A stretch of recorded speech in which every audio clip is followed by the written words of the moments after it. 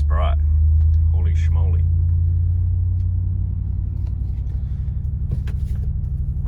That's better. Pretty special day today. Significant day for me anyway.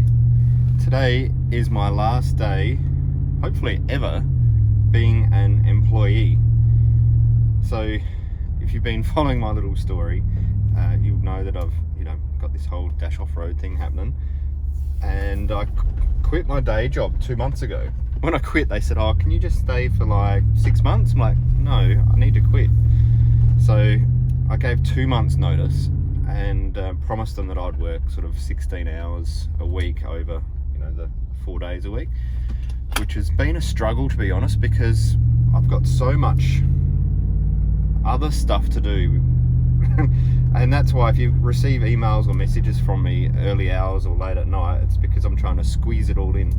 But that's all going to get easier now, because this is my last day of work as a ophthalmic territory manager selling cataract stuff, surgical stuff. Now it's all about full drives, diff locks, lifts, tires, and creating products and all the fun stuff. So this is how today, it's Thursday morning, this is how today's going to pan out, and you might as well follow me along for the ride and see what's been happening.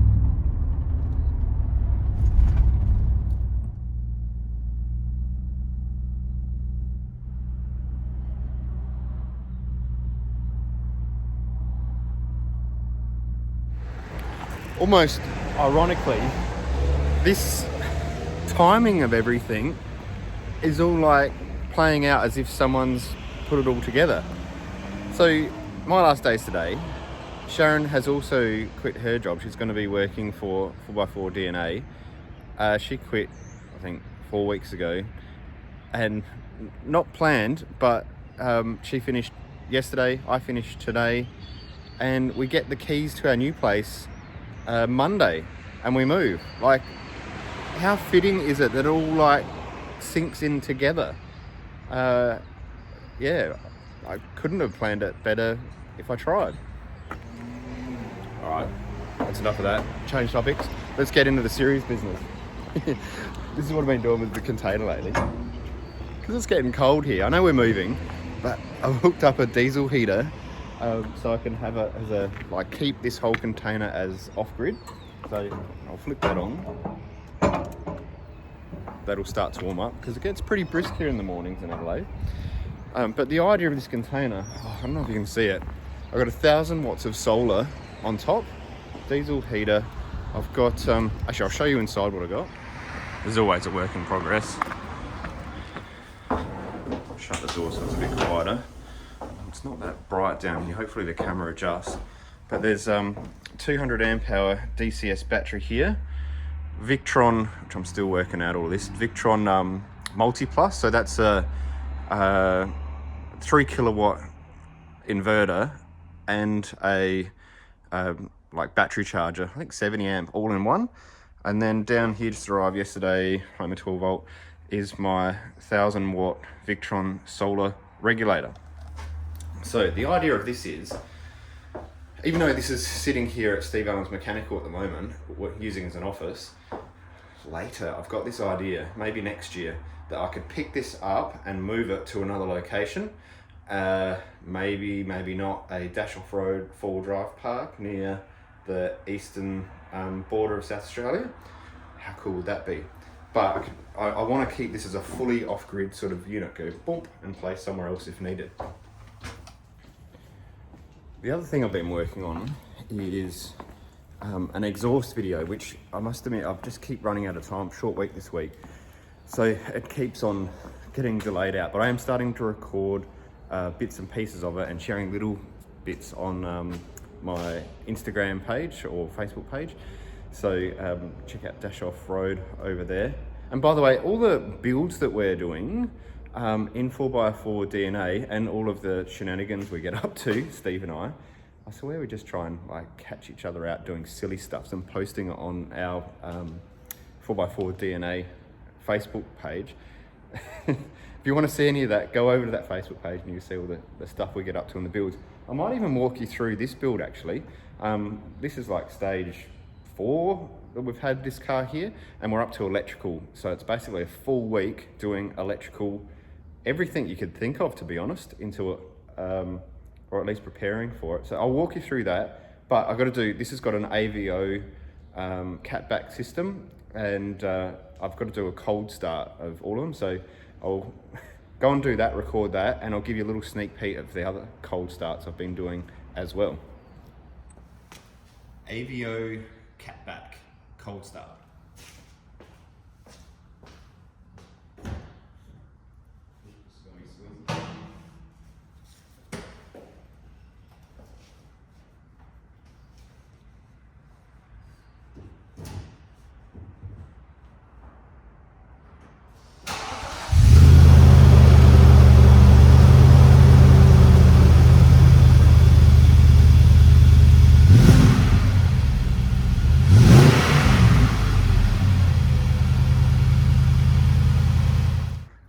Pacemaker cold start.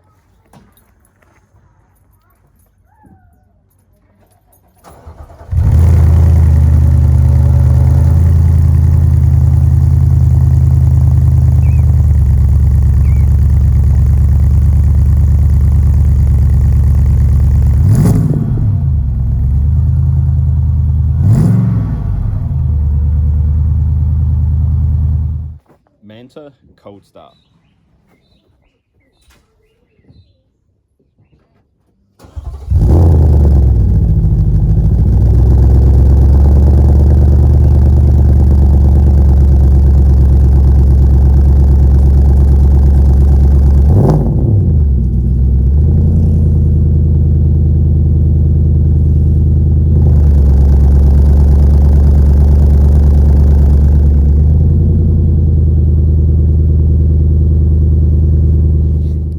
Here's a bit of a rundown of this car.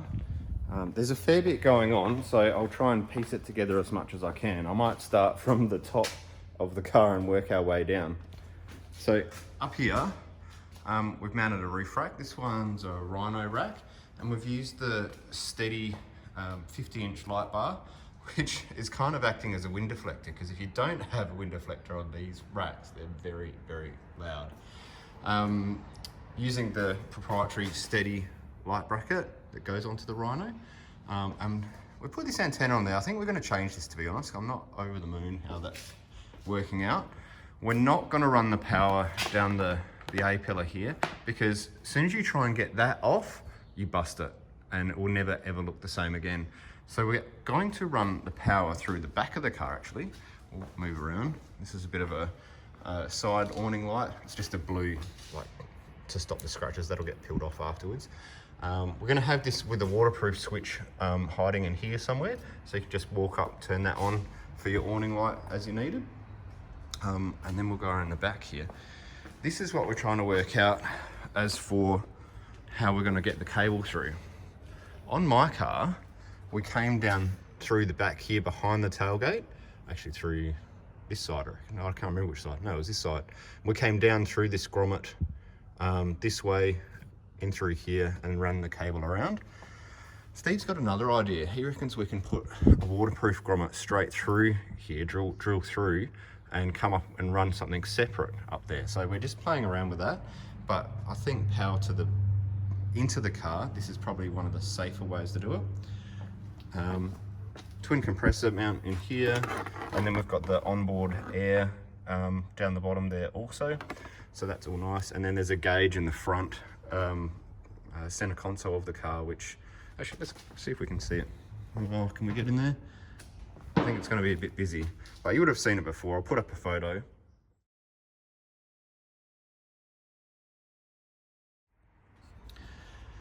Then at the back of the car, and this guy wants a lot of power and he wants to monitor it.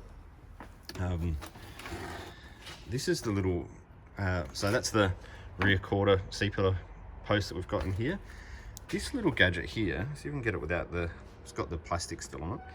So this will show you what the start battery is floating at, 12.5 volts, what the auxiliary battery is floating at, And then there's a shunt we've fixed under the false floor, and that will tell you what current it's drawing. So when you go to get your get your beer out, you can quickly have a look and see what all your voltage is doing at the same time.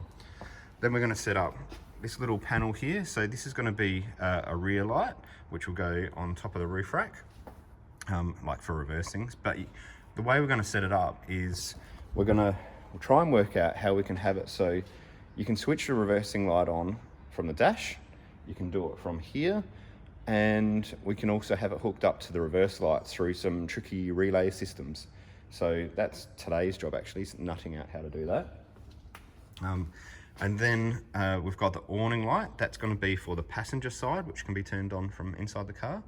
And then we've got these two lights here, which is a nice light, which is going to go into the tailgate.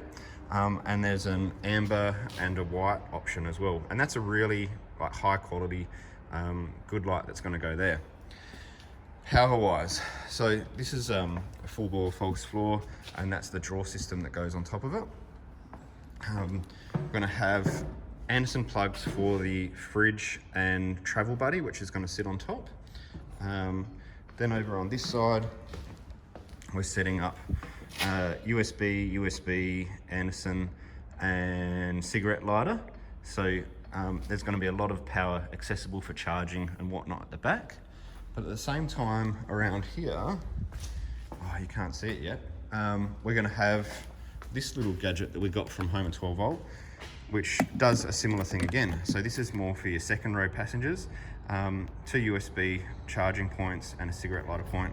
And that's going to go somewhere here, actually I think it's here, sitting on top of the false floor, because there's a little lip that comes out. All fused over in this corner. And then the battery resides under the false floor on this side, and then we've got a 40 amp red arc DC-DC charger with solar input, and then we're putting solar on, getting ready for solar on the roof rack too. So lots of lights. So I'm always a big fan of people that put lots of lights in their car, and lots of power options. When this goes out, I think it's going to be like the burger with a lot as far as power requirements. Can't wait to see it all done, actually. So we are really trying to do anything that can be done to a Y62, we're going to do here or at the new place. This one's looking quite foreign with all the front pulled apart. This is a killer vehicle, actually. This has got a lot of work going on with it too, but that's what it looks like with the diff missing. So we're setting that off for a Harrop locker this week. We outsource the locker being installed into the car, and then we just do the fit the diff in and out here. Oh, and an AVO exhaust on this one too. Cool. So yeah, later on I'm going to try and fit 35s back on my car, because that needs to happen. It's like I feel embarrassed running around on these factory rims with the rest of the car all built up. And if I get time, do this exhaust review. I've got a Torque It exhaust waiting to go on my car, which is going to be interesting because I love my Manta exhaust. It is like silky smooth, but I feel like I should experience every exhaust. I've owned AVO, I've owned Manta, I've owned a Cat Delete, and next one is going to be Torque It, just so when people ring me up and say, hey David, this is what I do with my car, and I tow and I do this and that, but I want to hear a good exhaust note, I can say, well, I've tried this, and this, and this is, what I think of it. So that's going on as soon as I get spare time, because we're going away again this weekend to Flinders Ranges, and I just got to squeeze all this in somehow. All right, that's it. That's the last time you're ever going to see me take some cool photos with that big concrete backdrop. My life as an employee is done, hopefully forever. I haven't been unemployed since I was about 14, I think was when I got my first job, and I've worked constantly for someone, making someone else money my whole life. So, maybe it's my turn. Hopefully I get this right. If not, I'll be crawling back. But back to the stuff that you guys want to probably hear about. I did something to my car last night. See what's different? I'll flip the camera around. Sourcing a rear lighting solution. And I did have one up the top on the roof rack, but it was too high, I couldn't get into my roll door at home. Then I put it on the top there, and that just looked silly. It looked like some ET thing.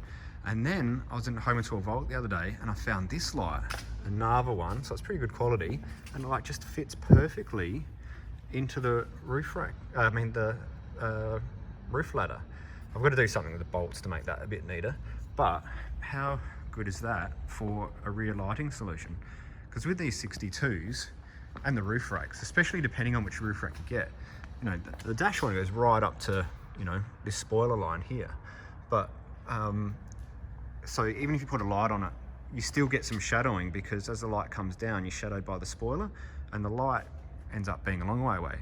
Some of the other racks even finish further back that way, and like you just can't put a light on the back. So it's, unless you've got a rear bar, you could do something. But I think this is a very good solution for rear lighting, and it gives out a nice light too. I'm really happy with it.